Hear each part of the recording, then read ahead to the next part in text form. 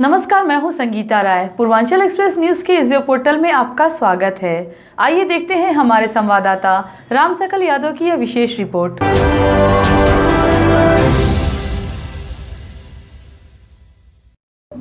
कांग्रेस के प्रदेश अध्यक्ष अजय कुमार लल्लू की गिरफ्तारी के विरोध में कांग्रेस पार्टी ने प्रदेश के प्रत्येक जनपद में प्रेस वार्ता कर भाजपा सरकार को कोसा।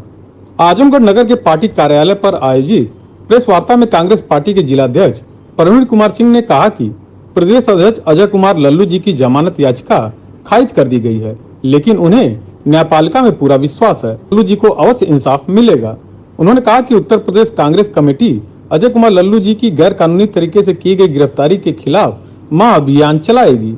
हम गैर कानूनी तरीके से की गई गिरफ्तारी को जनता की अदालत में भी लेके जाएंगे और एक एक गांव और एक एक गरीब मजदूर की झोपड़ी तक अपनी बात पहुंचाएंगे और गरीबों, मजदूरों, किसानों, दलितों, पीड़ितों की सेवा करते रहेंगे, चाहे तानाशाह सरकार हम पर जो चाहे जुर्म ढाए। कांग्रेस का एक एक कार्यकर्ता अब रुकने वाला नहीं है। जिलाध्यक्ष ने सवाल किया कि पार्टी ने लाखों जरूरतमंदों तक भोजन और राशन पहुंचाने वाले, हजारों मजदूरों को उनके घरों तक लाने वाले गरीब मजदूरों के मददगार अजय कुमार लल्लू जी का आखिर अपराध क्या है। इसी के साथ ही उन्होंने प्रदेश की योगी सरकार को गरीब मजदूर विरोधी बताया। उत्तर प्रदेश के प्रत्येक जनपद में आज समय 2 बजे प्रेस वार्ता का आयोजन किया गया है। उसका कारण यह है कि आप सब लोगों को मालूम है कि पूरा देश कोरोना संक्रमण की जद में है।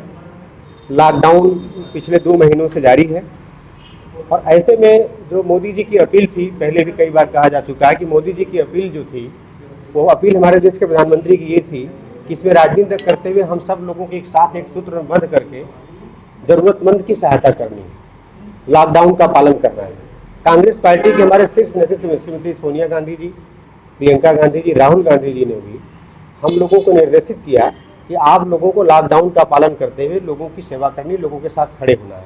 ये चूँकि राजनीति का अवसर नहीं है। हमारे प्रदेश अध्यक्ष अजय कुमार लल्लू जी को फर्जी मुकदमे में जेल भेज दिया गया और कल उनकी जमानत सेशन कोर्ट से खारिज कर दी गई।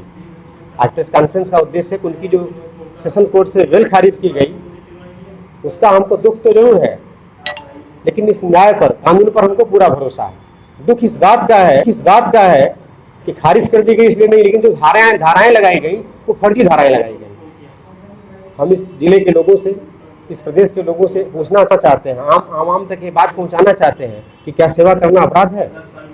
वो कर क्या रहे थे? वो यही तो कर रहे थे कि लोगों को जो भी जरूरतमंद था उसके लिए खाना बनवा करके उस तक पहुंचवा रहे थे। ज़रूरत पड़ने पर लोगों को इकट्ठा करके अस्पताल में जाके ब्लड दे रहे थे। अगर उस समय भी कोई प्रवासी मजदूर भटक रहा था, उसको घर तक पहुंचा रहे थे। जब सरकार द्वारा लोगों को घर ले जाने की व्यवस्था बनाई गई, उस समय एक बड़ी संख्या में जो लोग अपने घरों को जा रहे थे, उनके लिए 1000 बसों की व्यवस्था तक की गई।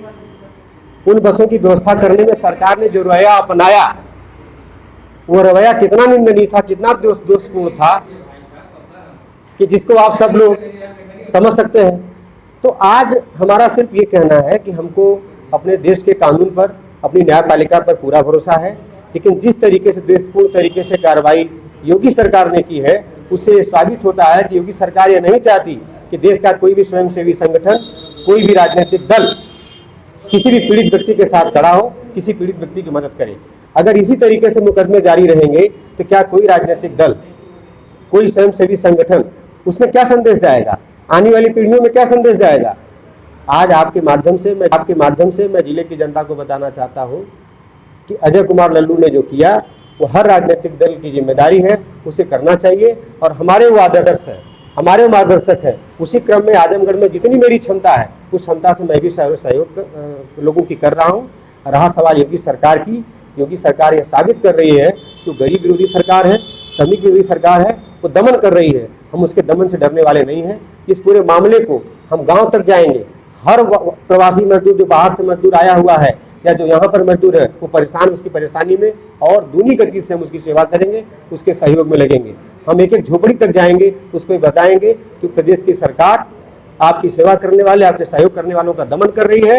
वो ये नहीं चाहती कि आपके साथ कोई और खड़ा हो, क्योंकि वो राहत कार्य पहुँचा नहीं रही। हेल्थ इमरजेंसी है, पूरे देश में हेल्थ इमरजेंसी है। आज सदर अस्पताल में चले जाइए, आपको ये नहीं लगता हेल्थ इमरजेंसी का मतलब कि पूरे देश के लोगों को ये संदेश दे देना है कि इस समय स्वास्थ्य सबसे आवश्यक है।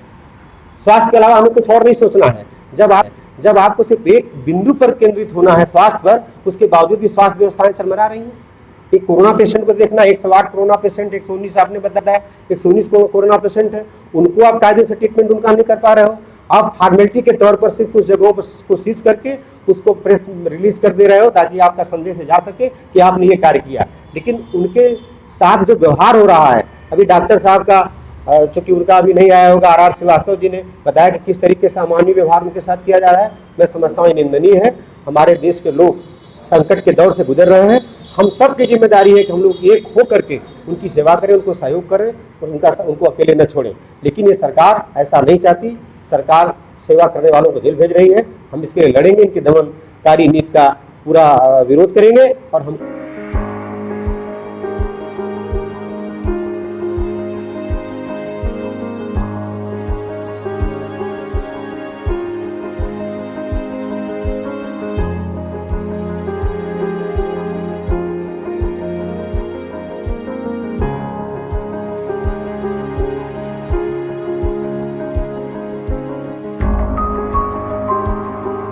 अगर आपको हमारी खबर पसंद आई हो तो हमारे चैनल को लाइक, सब्सक्राइब और शेयर जरूर करिए।